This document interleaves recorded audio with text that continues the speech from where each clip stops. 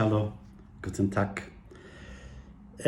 Diese Geschichte mit dem Schwindel möchte ich jetzt kurzweilig abbrechen und beenden. Und ich möchte sagen, aus dieser Geschichte sollen wir lernen, dass wir immer auf unseren Körper hören sollen und auf den Magen und auf die Seele. Und wenn wir merken, dass etwas auf uns zukommt und wir haben ein Unbehagen oder uns geht schlecht, egal was das ist, ob das eine kleine Erkältung ist, was auch immer, müssen wir uns schonen und auf uns aufpassen. Weil, wenn wir eine Maus im Hause haben, dann können wir uns Mausefalle kaufen und dann ist die Maus drin. Wenn wir Zahnschmerzen haben, dann gehen wir zum Zahnarzt. Nach einer Behandlung sind wir aus dem Schneider. Wenn wir Kopfschmerzen haben, nehmen wir einmal Tablette und dann ist wahrscheinlich Kopfschmerzen weg.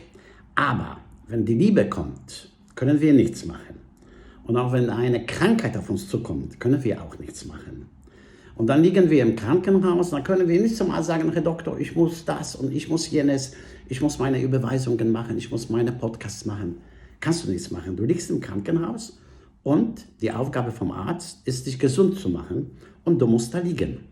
Deswegen, wenn etwas auf uns zukommt, Schwindel, Erkältung, was auch immer, ein Unbehagen, müssen wir ein bisschen aufpassen und auf den Magen, auf die Seele hören und langsam machen. Vielleicht können wir noch unbeschädigt davon kommen. Das ist die Lehre aus der Geschichte mit dem Schwindel. Auf jeden Fall Krebs, ja, viele Leute sagen, ich gucke das jeden Tag, was du sagst über Krebs. Bei Krebs ist es so, Krebs passt sehr gut zu Zwilling, Waage und Wassermann. Warum? Weil diese Sternzeichen sind sehr gehässig und boshaft. Also Krebs redet sehr, sehr schlecht über andere Leute. Wenn du mit einem Krebs zusammen bist, dann musst du nur sagen, hör mal, kennst du die und kennst du den? Da wirst du hören, wie er loslegt, wie böse er über andere Leute redet. Weil die tratschen und klatschen sehr gerne, erzählen Geschichten und sind ganz, ganz gehässig. Andere Sache bei Krebs ist, dass sie Groll hegen. Also Krebs vergisst nie, ähnlich wie Skorpion. Und die sind sehr, sehr böse, verärgert und vor allem grollig. Also ich habe einen Freund gehabt, mit dem habe ich sehr viel Zeit zusammen verbracht und er war sehr oft bei mir zu Hause. Wir haben zusammen gekocht und er hat sich immer beschwert, ja, ich habe keine Frau. Er sah sehr, sehr gut aus, aber keine Frau ist ihm über den Weg gelaufen. Und da habe ich zu ihm gesagt, eines Tages, weil ich Zwilling bin und Zwillinge vermitteln sehr gerne, das ist der Kuppler, da habe ich zu ihm gesagt, wenn du willst, ich kenne da eine Frau, die ist sehr schön und da kann ich dir die vermitteln. Und dann habe ich ein Essen zusammen gemacht, die waren bei mir zu Hause, die haben sich kennengelernt. Große Liebe ist da entstanden. Sie sind in Urlaub gefahren und dann später haben sie sogar geheiratet und ein paar Jahre haben sie zusammengelebt. Also ich war der Grund dafür, dass er glücklich war, dass er jemanden getroffen hat im Leben. Ich wollte keine Dankbarkeit, auf keinen Fall, weil das war meine freie Entscheidung. Nicht? Ich habe ihm einen Gefallen getan, also ich wollte nichts dafür. Aber ich dachte, ich habe trotzdem jetzt, weil die zusammen sind und immer an mich denken, während die zusammen sind, dachte ich, ich habe einen Freund für immer.